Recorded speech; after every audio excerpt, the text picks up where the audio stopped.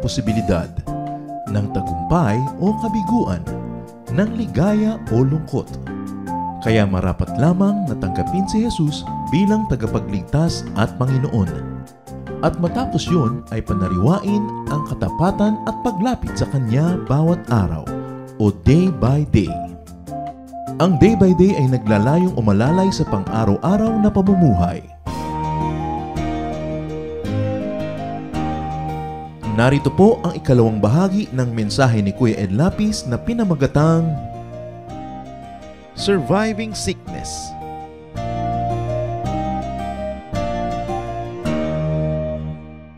So how do you survive a loved one's sickness? Don't worry. Have faith. At si Jesus ang may sabi nun kay Jairus, don't worry. Anong magagawa mo? Paano ka magwa-worry? Okay, meron kang pasyente. May dengue siya.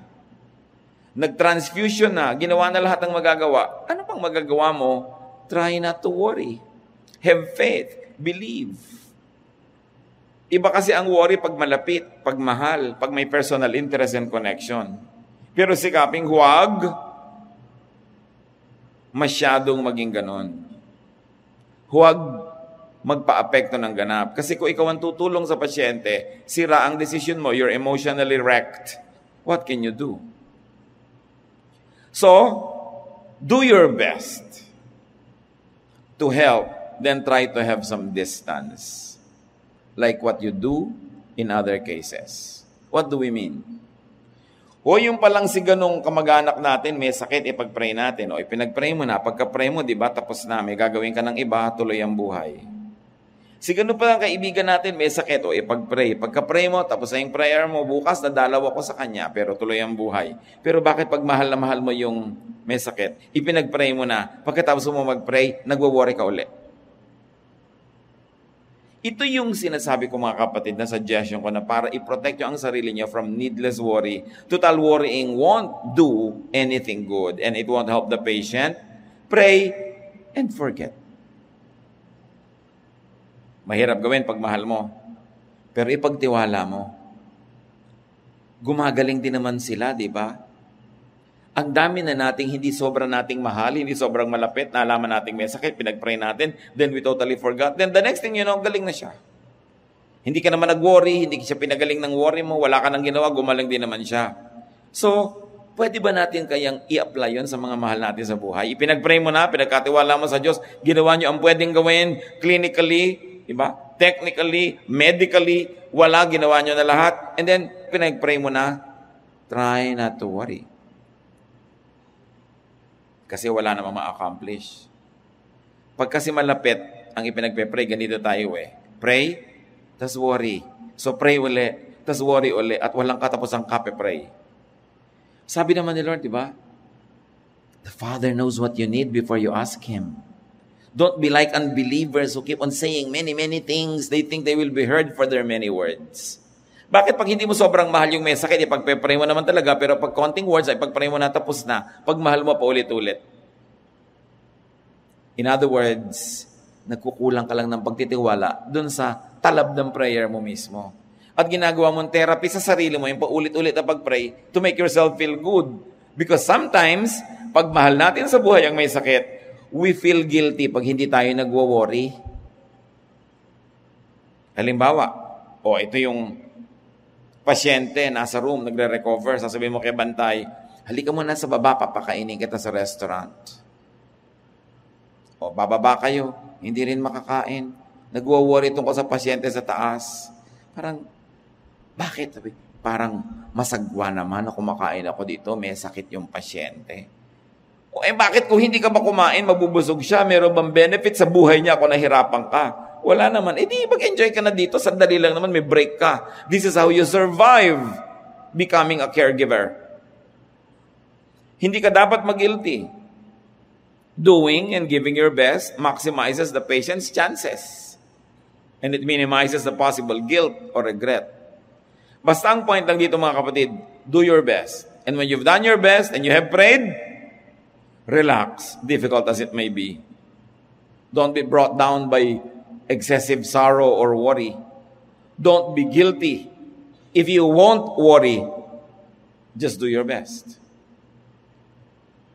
Kaya kailangan, when you have done and given your best, you are allowed to relax, to survive the difficult moment. Hindi natin inilalayo ang sarili natin, hindi tayo nagtataka sa may sakit. Pero mga kapatid, tandaan nyo to, siya ang may sakit, hindi kayo.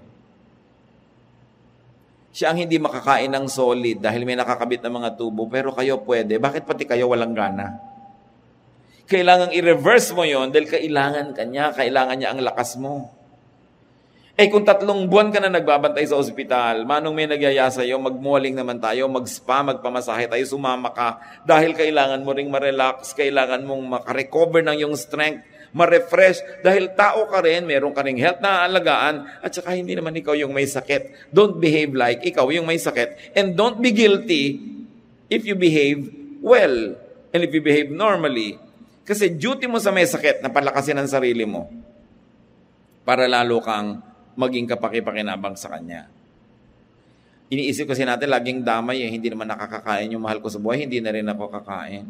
Hindi siya makatulog, hindi rin ako matutulog. Anong maitutulog mo sa kanya kung puyat ka? Anong maitutulog mo sa kanya kung nagkasakit ka na rin? Kaya mahalaga yung meron kang wide circle of friends na kahit nagbabantay ka, pwede ka rin magkaroon ng break dahil merong re-relyebo sa'yo, may magbabantay para makauwi ka naman, makapaligo, makapagpamanicure, kung yun ang magbibigay ng relaxation sa'yo. Don't feel guilty about that. Don't kill yourself only because you're taking care of someone you love who is sick.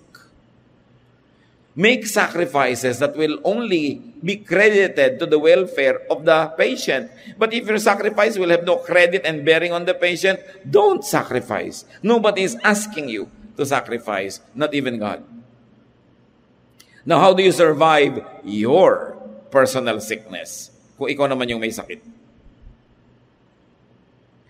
Merong isang babaeng ganyan, 12 taon nagdusa. Siya pa rin ang gumagawa ng paraan sa buhay niya. Mark 5:25-30. In the crowd was a woman who had been bleeding for 12 years. She had gone to many doctors and they had not done anything except cause her a lot of pain. She had paid them all the money she had. But instead of getting better, she only got worse. The woman had heard about Jesus, so she came up behind him in the crowd and barely touched his clothes. I will get well. No? She said to herself, if I can just touch his clothes, I will get well. As soon as she touched them, her bleeding stopped. And she knew she was well. Ito yung babaeng dinudugo ng 12 taon. May nagtanong sa akin bata, paano pa po siya nabuhay? 12 taon na pala siyang dinudugo. Anak, patak-patak lang yon, hindi naman agos. No? Kaya pa niyang mabuhay ng 12 taon. No? So anong kanyang ginawa? Una, nagpunta siya kung kani-kanino manggagamot. Pero lumala lang at naubos pa pera niya. But anyway, seek practical and medical healing. That's what she tried. Like for other people's sickness, earn and save money. If you can, get an insurance and plant goodwill. Because we will all need help. It's only a matter of time. Isa yung paraan how to survive your own personal sickness. And then seek miraculous healing. At yan ang ginawa niya sa Panginoon. Humingi siya ng kagalingan, bagamat hindi nagpaalam. Sa pananalig, gumaling. Alam niyo yung pananalig, sabi ng Panginoon, pagtingin sa Kanya, sa palagay niyo ba, nagpapagaling yung paghipo ng damit? Gumaling siya dahil hinipo niya. Yung humipo ka ng laylaya na ganon. Sabi ng Panginoon sa kanya, your faith has healed you. Hindi naman sinabi ni Lord na yung hemline ko has healed you. And the Lord did not even say, I healed you. Sabi niya, your faith has healed you. Naniniwala ka di gumaling ka. Eto ngayon, anong ibig ko sabihin mga kapatid? Kung naniniwala ang inyong tiya na pag naghiwa siya ng kalamansi at pinahamugan niya, at itinali niya sa leeg niya at pampanyong ganon, gagaling yung ubo niya. Huwag kayong mangontra, hayaan niyo siya dahil pag naniniwala siya, gagaling siya. Kasi nagpapagaling ang pananalig.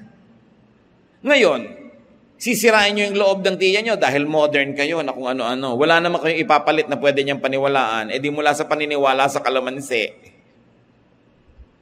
tinanggal nyo, wala naman kayong ipinalit na papaniwalaan, kawawa naman siya, wala siyang mapaniwalaan ni ano. Naintindihan nyo ba ako?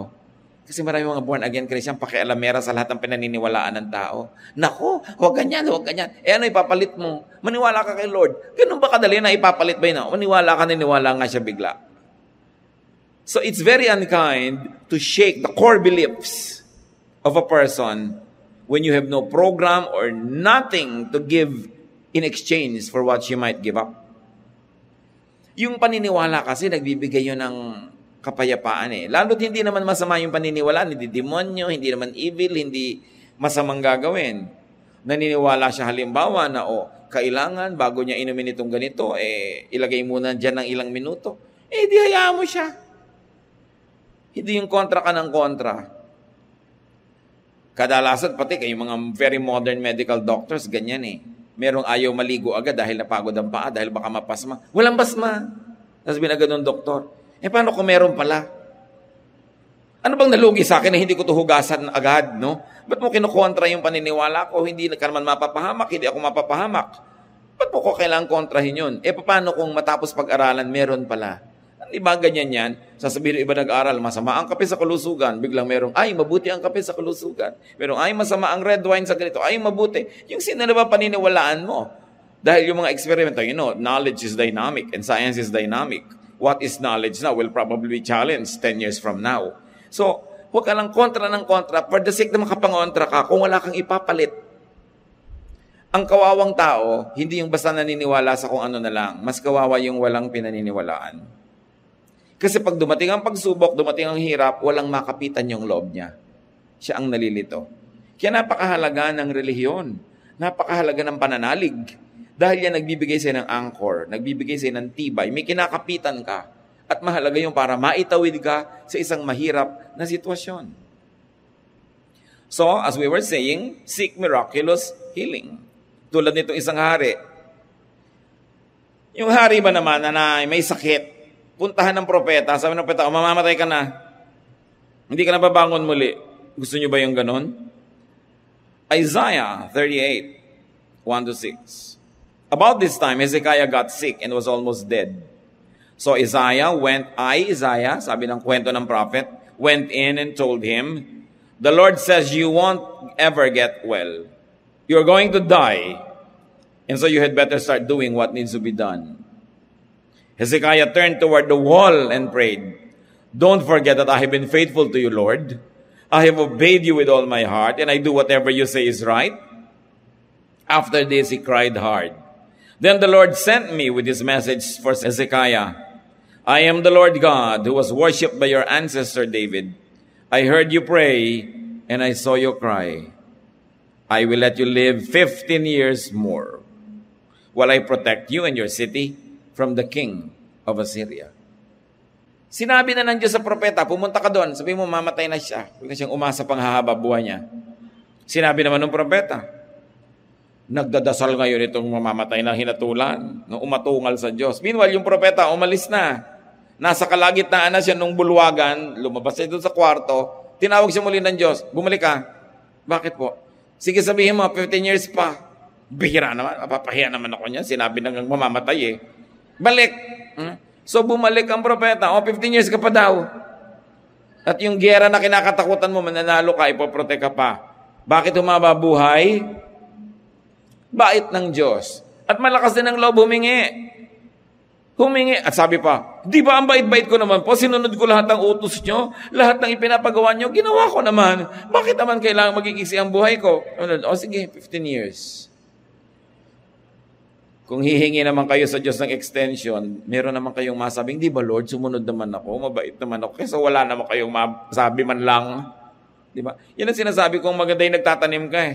Hindi mo alam kung kailan mo dapat bunutin yung itinanim mo. Mabuti yung naglilingkod ka ng lingkod sa Diyos. Tapos biglang sabi ng Diyos, oy, mawawalan ka na ng pag-asang mag-asawa. Sabi, hindi po ba ang sipag-sipag kong kumanta sa choir? Sige, baka meron pa, pero yung hindi lang yung gusto mo, dapat gusto ka rin niya, ha? Kung ikaw lang ang may gusto, magtigil ka. Dapat neutral. So, meron ka man lang sabihin sa Diyos, ito, hinabaan. Sinasabi nila, God doesn't change His mind. Nadaan sa dasal. Kahit taningan kayo ng doktor, taningan ng mahal nyo sa buhay, umasa kayo, magdasal kayo, huwag kayong mawalang pag-asa. Ang Diyos na nga nagtaning, binawi pa Sabi niya sa doktor, 6 months ka na lang, diba?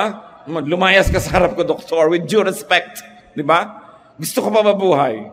Ngayon, kung after 6 months, namatay ka rin, yung namang 6 months in quality kasi umaasa ka. Kesa yung hindi ka umaasa, 6 months sa puro pighati ang dinanas mo sa buhay. Huwag kayong magpapahina ng loob sa mga tao na wala nang pag-asa yan. Meron pa dadalaw sa ospital kung kailan nadidinig ng pasyente. May dinalaw kaming ganyan last week, namatay nga Huwag ka nga makadalaw-dalaw sa akin. Di ba? Visitor from hell. Ang daming ganung mga tao, tactless. Kung ano nang pinag-uusapan mga namatay, nagkasakit, sa harap nung dinadalaw nila. Doon pa pag-uusapan. Nakakasira ng loob. Darating kayo doon yung may cheer. Yung kahit anong itsura nung dinadalaw nyo, lakasan nyo loob nyo. Kung mahal nyo sa buhay, darat na nyo kaya payat-payat. Huwag yung, ang kawawa itsura mo. Diba? Ikaw dapat unahing ilibing. Dapat hindi mo lang para pinapansin. Nag-lose ka ng konting weight, makakaligayin ka rin. Bubuhayin nyo loob. Hindi yung lalo yung taong pinanghinaan ng loob dahil dumalaw ka. Kailangan may ministry kapag dalaw. So ito ba naman yung dalaw to, sabi mamatay ka na. Kaya naman niya ginawa, utos ng Diyos. Diyos na ang nagtaning, ha? So ang moral lesson, huwag kayong patataning. Umasa, manalig. Ngayon, kung talagang oras na, hindi mo na mapigil, pero yung nalabi, umaasa ka, kesa sa namimighati ka. At ano na mamalay mo, ipagkaloob sa'yo ng Panginoon. So seek God's favor. Seek God's reward. Therefore, magtanim. Kung kayo ang may sakit, mga kapatid, how do you survive it? Distract, amuse, preoccupy yourself with positive things. Ikaw ang may sakit, duty mong pasayahin ang sarili mo. Hindi yung pinapasaya ka na ng iba, pinapahirap mo pa sa kanilang pasayahin ka. Yung pinapakain ka, sabi mo pa, ayaw ko kamain. Kung sabihin, di wag. Sinusubuan ka, tinatabig-tabig mo, magdadabog-dabog ka pa. Buti nga may sumusubo sa'yo. Kung kayo po ang may sakit, mga kapatid, tulungan nyo naman yung nag-aalaga sa inyo. Huwag nyo pahirapan. Buuin nyo yung loob nyo. Yung gusto kayo mag-therapy, tatatlong hakbang pa lang, gusto mo nang umayaw. Bakit? Kanino bang tuhod ang lalakas pagka nagsikap ka? Di ba sa'yo? Kailangan ilaban mo yan. Yung may sakit ka, ayaw mong kumain, mas dapat kang kumain. Kasi pag nakinig ka dyan sa ayaw mong kumain, mamamatay ka.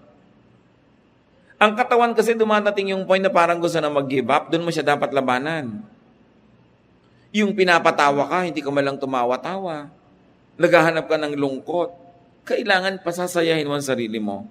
Lift up your emotional situation, your spirit. No? Dahil you have better health and higher resistance to infection when you are happy. Pasayahin niyo ang sarili niyo, ihanap niyo ng comfort. And set people free from your sickness. Remember, kayo ang may sakit, hindi sila. So payagan niyo silang mabuhay, payagan niyo silang magkaroon ng pinaka-normal na pwedeng buhay, kahit sila dedicated sa pag-aalaga sa inyo. In other words, may mga moment na hindi mo kailangan lagi na magbabantay, palayain mo siya, hayaan mo siyang mamasyal, hayaan mo siyang gawin yung gagawin niya, hindi laging nakatutok. Hindi ko mo tayo may sakit, magiging sobra na tayong selfish. Kasi baka maubos yung lakas o yung pasensya ng nag-aalaga sa atin. Aalagaan nyo rin yung nag-aalaga sa inyo. Dahil ang tao namang may sakit, hindi naman 24 hours a day miserable feeling. Sometimes meron din siyang good feeling. Pwede ikaw yung magkwento, ikaw yung magpasaya ng bantay mo, hindi laging ikaw at ikaw ang aalagaan. Be as independent as possible. Kung magkakaroon kayo ng sakit na pangmatagalan, yung haba, mag-aral kayong kumilos. Mag-aral kayong maglakad, mag-aral kayong pumunta dito, gawin yun. Yung lahat ng pwede nyong gawin nyo para naman magaan ang magiging pag-aalaga. The spirit is willing, but the body is weak. So sometimes, bababa yung standard ng pag-aalaga. Kasi kung minsan, ang iiwasan natin kung tayo inaalagaan mga kapatid, yung makainisan. Yung alam nung nag-aalaga sa'yo, nagpapalusot na to, nag-OA na to, sobra na, yung mainis sa'yo. Dapat alam niyang ikaw din tumutulong para pagalingin ang iyong sarili, sinisikap mo rin yan, at hindi ka entitled na gawin ang lahat na miserable only because you're sick.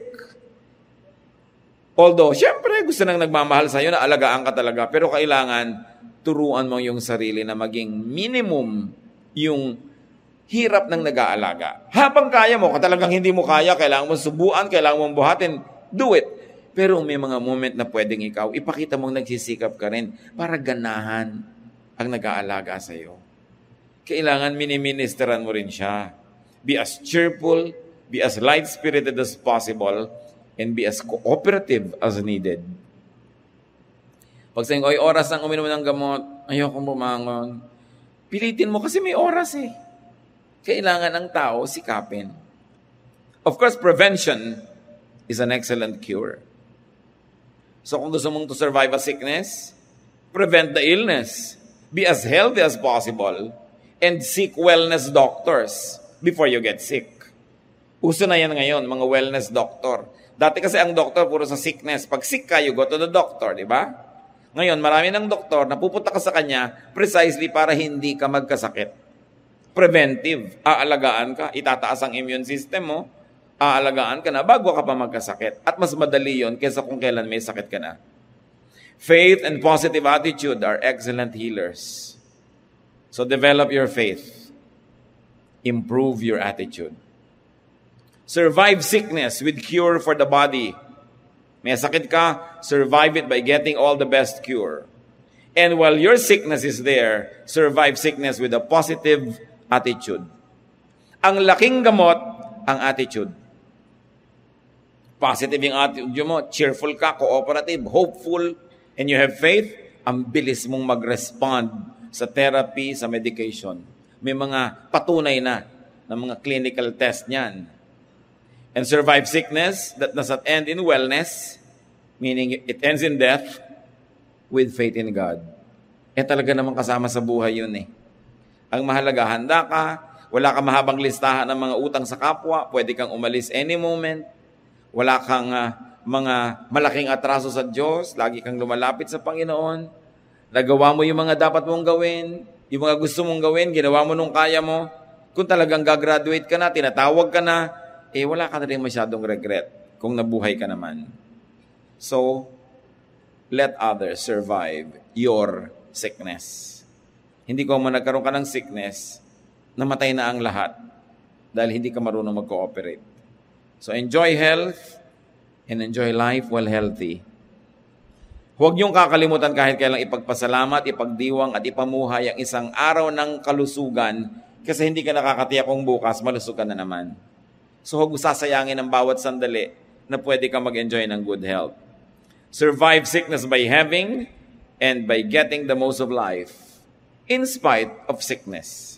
Konting-konting kasakitan lang yung pagka dumapo sa'yo, wala ka nang pwedeng ma-enjoy sa buhay. So hanapin nyo yung pwede nyo pang ma-enjoy. Get a life, though you have some sickness. Lahat naman tao may kanya-kanyang level and form of sickness eh. And get a life, though your loved one is sick. Huwag kayong mag-guilty kung hindi kayo nagwo-worry, nag-e-enjoy, nagpapahinga, kahit may alaga kayo. Kailangan nyo yun. At gusto rin ng Panginoon, alagaan nyo ang inyong sarili. At may isa pa, mga kapatid, tulungan natin yung mga tumutulong sa may sakit. Kaibigan nyo, nag-aalaga ng nanay, pwede nyo naman halinhan pamisa-misan. Pwede yung abot-abutan ng konting cash. Tulungan, dala ng pagkain. Pag meron kayong alam na nag-aalaga, tulungan nyo. Lalo kung ang nag-aalaga ay kapatid nyo at ang inaalagaan magulang nyo, tumulong kayo mabuti. Maraming mga kapatid, hindi naman pala alaga ng magulang, yun lang kapatid na isa, kung sino man yun, yung kasama sa bahay, o kung sino man yung bunso, o yung walang employment, yun nilang lagi ang magtatrabaho. Aba, kung kayo'y 8 anak, o 5 anak, o 3 anak, pare-pareho kayo dapat nag-aalaga. Hindi abot ka lang na abot ng pera at yung isa lang lagi naggasgas ka aalaga. Nag-aalaga ka rin, hindi mo dinadaan sa abot-abot yan, dapat may personal alaga ka, lalo magulang mo. Ang mga pamilya nagtutulungan sa pag-aalaga, hindi lang yung na-assign siya na lang lagi At usually, yung kapatid yun na hindi nakapag-aral, hindi na-employ, yung nandun lang lagi, siya ang laging taga-alaga, siya ang muchacha ng lahat. No, tutulungan nyo siya. Dahil siya man, kailangan niya ng ministration. Remember, every able-bodied person has a duty and privilege to take care of the sick, especially if they are your loved ones. Panginoon, salamat dahil napakaraming example sa Bible na pwede naming tularan, pwede kaming matuto sa kanilang karanasan. Ang dalangin namin, Panginoon, bigyan niyo kami ng karunungan. Una, how to survive the sickness of those we love. Lalong-lalo kung malapit ang loob namin, kami talagang nagmamahal. Turuan mo kami, Lord, to have a certain level of detachment so that we will be able to survive and be healthy and strong so we can help even more. Turuan mo kami huwag masyadong emosyonal. Nagawin namin ang lahat ng kayang magagawa at pagkatapos noon, turuan ang sarili namin na magpahinga rin, mag-relax, at kung pwede, mag-enjoy din sa buhay na hindi naman namin ninanakaw doon sa may sakit yung enjoyment namin. Teach us, O Lord. At ganoon din naman kung kami may karamdaman, ituro nyo sa amin kung paano paggagalaanin namin sa mga nagmamahal sa amin yung pag-aalaga. Teach us to be cooperative. Teach us to be cheerful as much as possible. At kahit kami yung inaalagaan, makaminister kami in a special way sa nag-aalaga sa amin. Bigyan mo kami ng karunungan kung anong dapat gawin. Sa mga kapatid ngayon na narito, Panginoon, may mga karamdaman na mahal nila sa buhay o sila may karamdaman, ipahiwatig nyo, ipaalam nyo sa amin, Panginoon, ang iyong kalooban para kung maraming decisions to be made, yung desisyon na ayon sa iyong kalooban ang aming magawa. Kung maraming protocols, maraming choices na pwedeng gawin, give us your wisdom. Teach us to be informed. Makinabang kami sa alam ng iba, mag-research, mag-aral, para mapaiksi ang panahon ng mga karamdaman, mapadali ang paggaling. Sa mga kapatid naman namin, Panginoon, matagal lang may sakit, turuan mo kami pa, Panginoon, kung ano mga dapat gawin. And very especially, teach us to be patient, to continue to hold on to you, to have faith. At turuan mo kami, Lord, how to find enjoyment in life in spite of our sicknesses. Mga kapatid, tayo patuloy na yumuko sa presensya ng Diyos dahil meron ako mga gustong ipanalangin. Sino man sa atin ngayon ang may karamdamang mabigat, karamdamang iniindan nyo, karamdamang matagal na, gusto ko kayong ipanalangin ngayon. Kung kaya ninyo, tumayo kayo. We're going to pray. Kung mayroon kayong karamdamang iniinda, mga dinaramdam nyo sa inyong mga katawan, mga nahihirapan kayo, bumabawas ang inyong ligaya o ginhawa, kumukuha ng inyong panahon, lakas, mga pananalapi, nagbibigay sa inyo ng worry or fear. Yung Diyos ng mga pinag-aralan natin sa Biblia ay Diyos din natin ngayon. Kung kalooban niya magpagaling, magpapagaling siya. Kung hindi pa niya kalooban, meron siyang tamang panahon. Meron siyang tamang dahilan. Dahil hindi natin tiyak kung anong kaloobin ng Diyos, ang pairalin natin ngayon, yung kalooban natin, na gusto niyong gumaling. Gusto nating gumaling. Sa pananalangin, sa pagsamba sa Ama ng ating Panginoong Hesus, lumapit kayo ngayon at ihingin nyo ng malinaw na panalangin ang kagalingan ng inyong karamdaman. God, hear your children. Even right now, heal people as they come to you in faith. Manalangin kayo mga kapatid. Nakikinig ang Diyos. Maya-maya, sabay-sabay tayong mananalangin.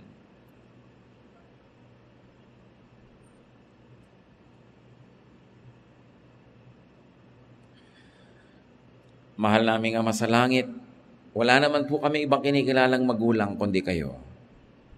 Wala naman kami pwedeng hingan kundi kayo rin. Walang may kapangyarihan at walang may kabutihan at kagandahang loob kundi kayo. Alang-alang sa iyong banal na pangalan, Ama. Alang-alang sa iyong anak na si Jesus na namatay para sa aming mga anak mo. Alang-alang sa iyong mga pangako na iyong binitiwan. Dinggin niyo po ang dalangin ng mga anak mo ngayon na humihingi ng kagalingan. Buksan niyo, Panginoon, ang bintana ng langit at paagusin sa iyong mga anak ngayon ang kalusugan, kapangyarihan ninyo, kagalingan. Hipuin niyo ang aming mga lupang katawan. Sa pag-aalay namin sa aming mga puso at espiritu, Panginoon, binubuksan namin ang buo namin pagkatao, and we want to receive healing from you, strengthening, O God, pagpapalakas, pagpapagaling, pagpapatibay ng aming mga lupang katawan, kasabay ang pagpapagaling ng aming espiritu, ng aming emosyon, ng aming kalooban. Patawarin mo kami kung may mga kasalanan kami na sanhi ng mga sakit na ito. Patawarin mo kami kung sa pagkakasakit namin, hindi kami gumagaling agad dahil sa mga kagawian namin sa buhay na hindi helpful. Patawarin mo kami kung may pagkukulang kami sa aming mga sarili, sa aming mga katawan. Igawad ninyo ang iyong bendisyon sa mga katawang ito, Panginoon. Hipuin ninyo sa pangalan ni Jesus. Mga kapatid, tanggapin ninyo sa pananalig ang hinihingi niyong kagalingan sa Panginoon at magsiupo kayo at manatili sa panalangin dahil meron akong gustong ipanalangin muli. Kung kayo may mahal sa buhay at kayo yung nag-aalaga, kayo yung nag-aalala, kayo yung naliligalig, kayo yung nahihirapan, tumayo kayo, mananalangin tayo. Hihingi tayo sa Panginoon ng kalakasan ninyo, pagpapala sa inyo, pagpapahaba ng inyong lakas ng katawan, pagbibigay sa inyo ng mga resources, emotional, material, spiritual, physical resources.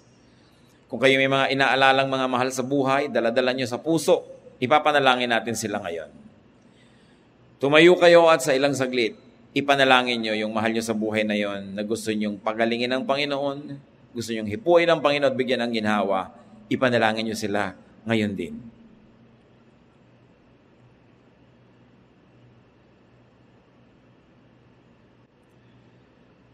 Salamat, Ama, dahil pwede namin ilapit sa iyo mga mahal namin sa buhay. Nadinig nyo ang kahilingan na iyong mga anak.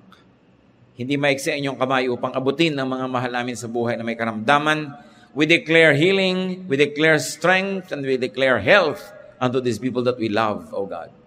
At ngayon naman, dinadalangin ko sa inyo, at lahat kami dinadalangin namin sabay-sabay, ang mga kapatid na nakatayo dahil sila yung may kabigatan. Dala-dala nila sa kanilang balikat, sa kanilang dibdib, minsan sa kanilang pananalapi, sa kanilang resources, yung bigat ng merong mahal sa buhay na may karamdaman. Inaalala nila, iniisip, and they worry, and they care, and they love. Lord, tibayan mo pa ang iyong mga anak ninyo na binibigyan mo ngayon itong assignment to love and to care for the sick.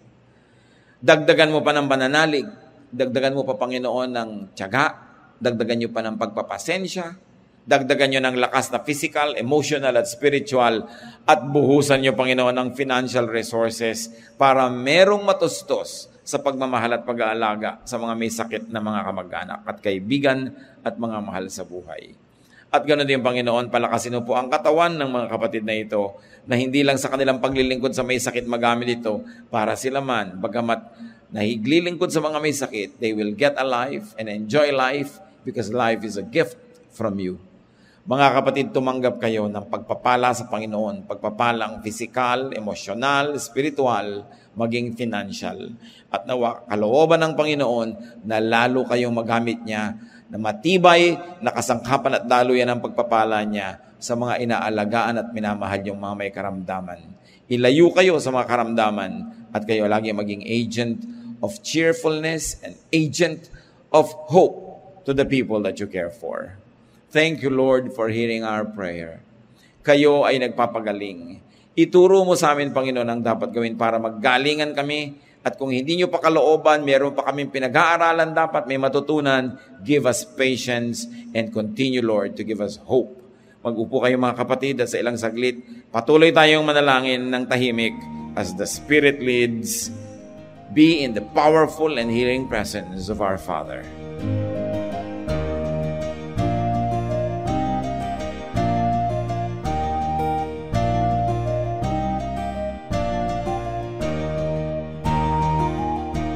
Ang katatapos mong ikalawa at huling bahagi ng mensahe ni Kuya Ed Lapis ay pinamagatang Surviving Sickness.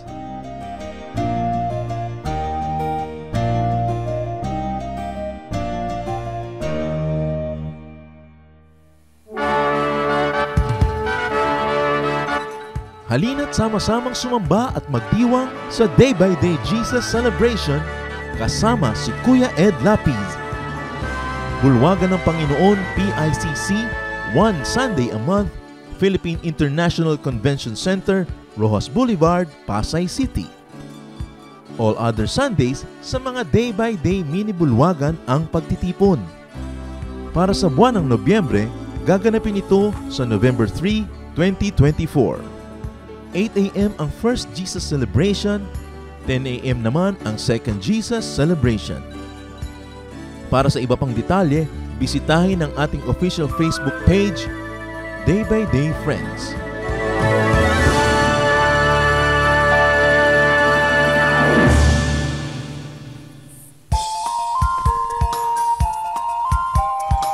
Mabuhay!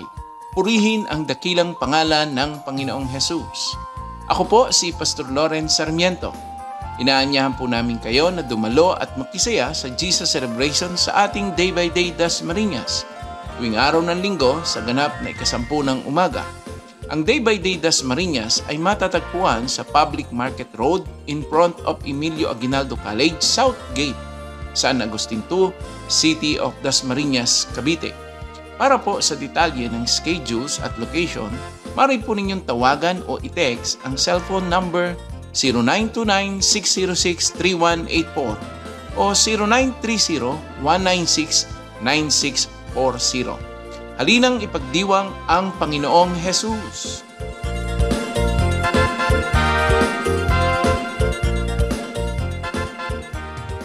Napakarami pong kayamanan ng ating bayan at kuminsan hindi naman karapat-dapat na magkaroon tayo ng napakaliit na pagtingin sa ating sarili.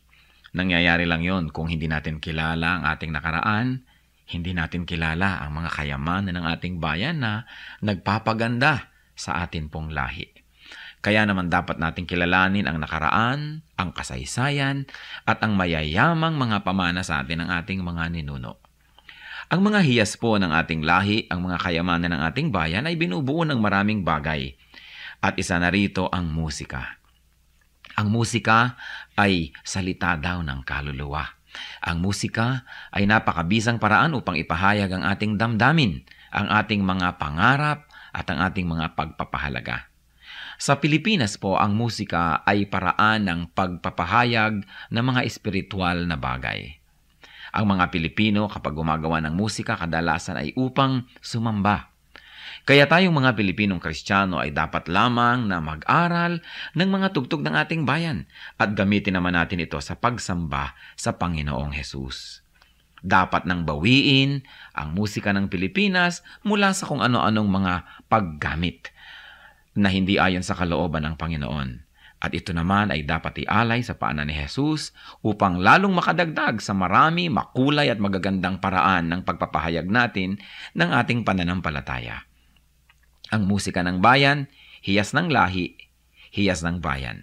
Narito at ating pakinggan ang mambayo, mga tunog ng pagbabayo ng palay na may kasamang mga awit mula sa mga kalinga.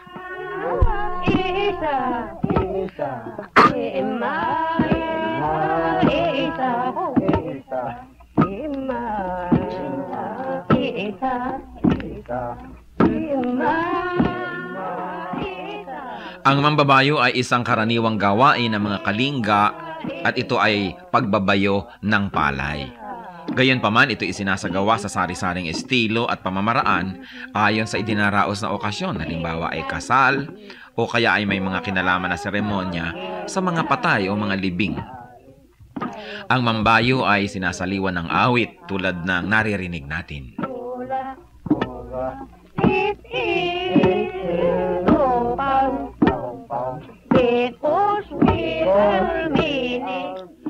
Ang sinasaliwan ng awit na pagbabayo ng palay ay ginagampanan ng 8 kababaihan at sinasagot naman ng mga kalalakihan. Paulit-paulit at mauulit na maririnig ang ritmikal na pag-awit ng mga salitang ima, isa o insa.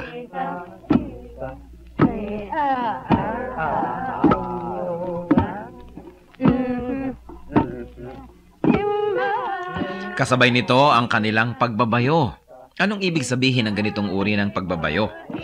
Pagbabayo ng palay na hindi lamang ang dahilan o ang gustong mangyari ay makapagbayo ng palay, ito rin ay isang bigkis panlipunan.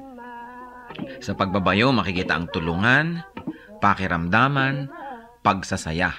At makikita natin ang pagiging dakilang mga musikero ng mga Pilipino na maging sa pagbabayo ng palay, gumagamit sila ng musika, hindi lang upang sila ay malibang at pagaanin ang trabaho, kundi patuloy na ipahayag ang kanilang nadarama. Sa mga Katagalugan at sa mga nasa kapatagan ng Luzon, uso rin ang bayuhan, lalo ang pipigan. At kadalasan, yung halo na ipinangbabayo ng pinipig, inuukit pa ang loob nun at nilalagyan ng parang bolang kahoy sa loob na habang nagbabayo, kakalog-kalog naman ang bolang ito at gumagawa na naman ng isang ritmo.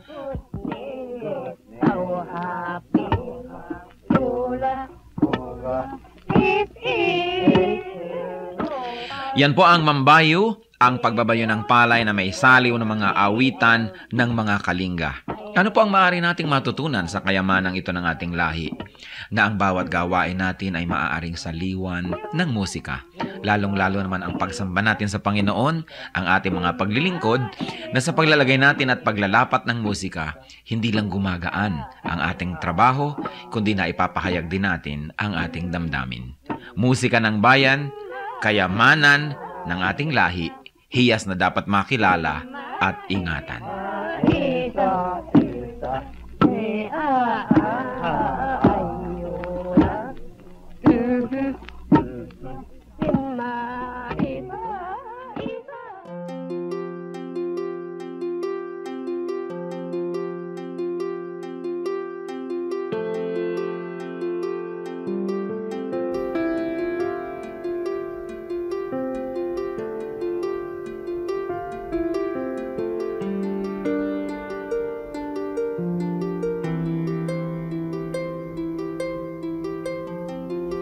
Panginoon, ang sabi niyo sa akin, lumapit lang sa inyo.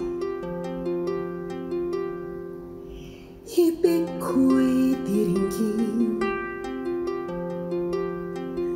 pasanin ay aalisin, lahat ng kabigatan ng isip at katawan, inilalagak ko na sa inyong kantungan. Nais kong madama haplos ng iyong kamay, paghako sa damdamin, sinisiklot ng buhay. Nais kong madama init ng iyong yakap. Sa sandaling ito, hanap ko ay paglinga.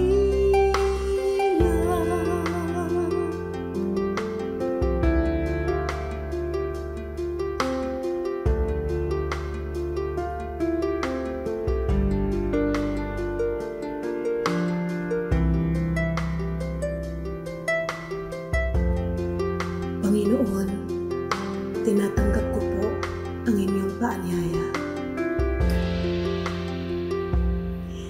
Dito sa piling niyo,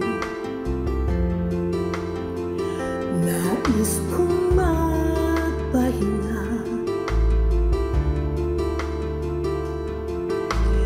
Ang pagod kong puso, naghahanap ng ligaya. Lapatan mo ng lunas, bigyan ng pag-asa. Nais kong madama haplos ng iyong kamay, paghakot sa damdamin, sinisiklot ng buhay. Nais kong madama init ng iyong yakap. Sa sandaling ito, hanap ko ay paglinga.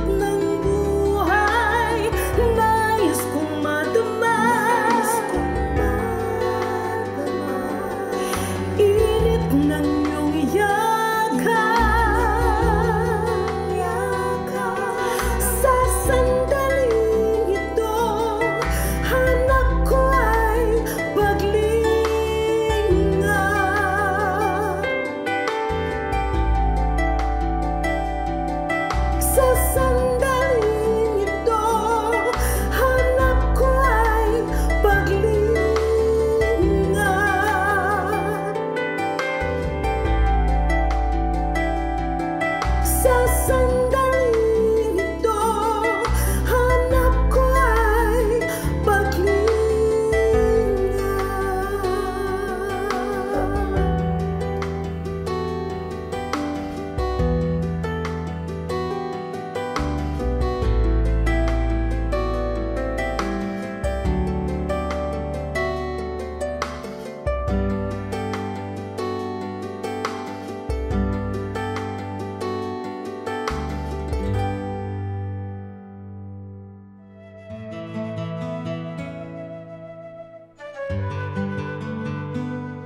Bakit may mga nagsasabing sila'y taga Cebu o Manila kahit hindi naman? Siguro yung ating colonial experience na masyadong kinlamorize yung mga big towns, yung mga kabesera. Kaya naman kahit man halimbawa, taga Cavite, taga Manila sila eh. Kahit taga Montalban, Rizal, tinanong mo yan pag nasa Davao ka, taga Manila. So yung mga taga Bohol, yung mga taga Baclayon halimbawa, mga taga Bolhon, taga Cebu naman sila. Kasi gusto mong i-identify ang sarili mo sa isang malaking bayan. Kasi nga, nasanay tayo na yun ang point of reference at sense of identity. Ang siguro kailangan natin ngayon na i-develop pa, bagamat maganda na meron tayong malalaking mga syudad, pride of place. Na kung tayo galing sa Matnog, o kaya galing tayo sa Bulan, o kaya ay sa Baknotan, sabihin natin na doon tayo galing. Kasi doon talaga tayo tumubo and we should be proud of our birthplace.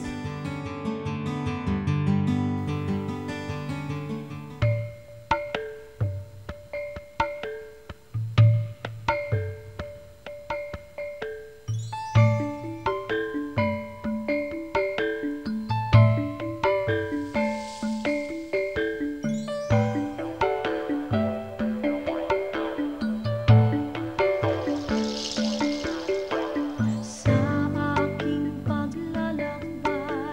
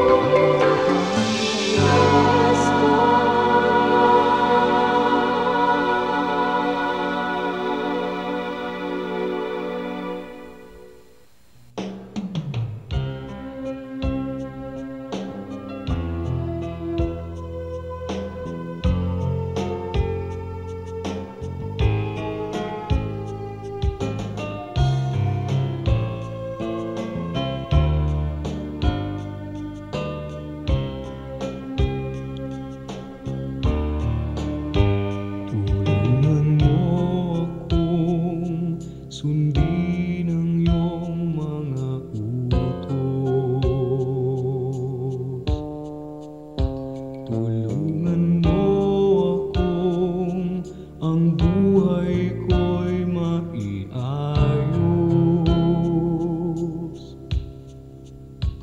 at sa mga tukso tulungan mong pigilin ang sarili ko.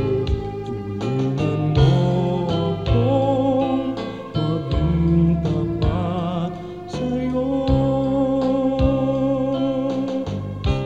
Pagpipigil sa sarili, pagpipigil sa sarili. Kung nalulungkot at nalulumbay, magtiis at maghintay. Pagpipigil sa sarili, pagpipigil sa sarili. Ang ituro mo sa buhay ko, Jesus.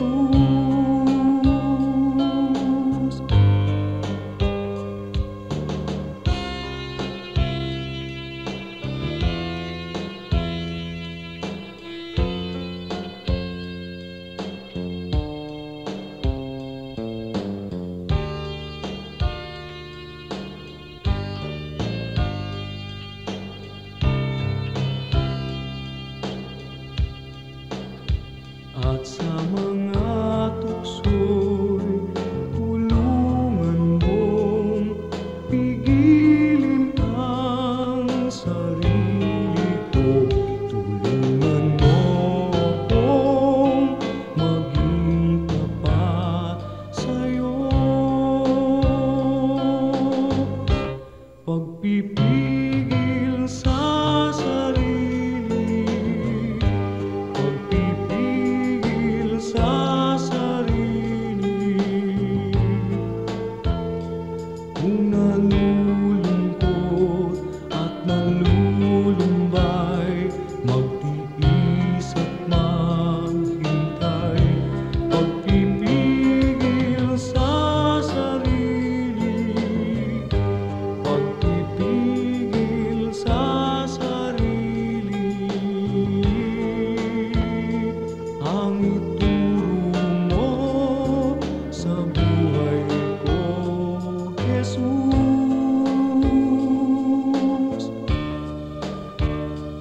Ang ituro mo sa buhay ko, Jesus.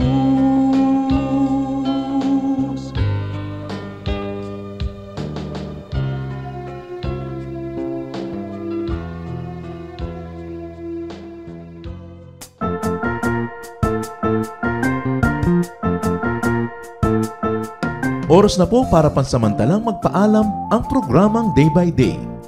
Tayo po'y magsama-sama tuwing ika-6 hanggang ika-7 ng umaga, araw-araw. Magandang umaga po at mabuhay ang Panginoong Hesus!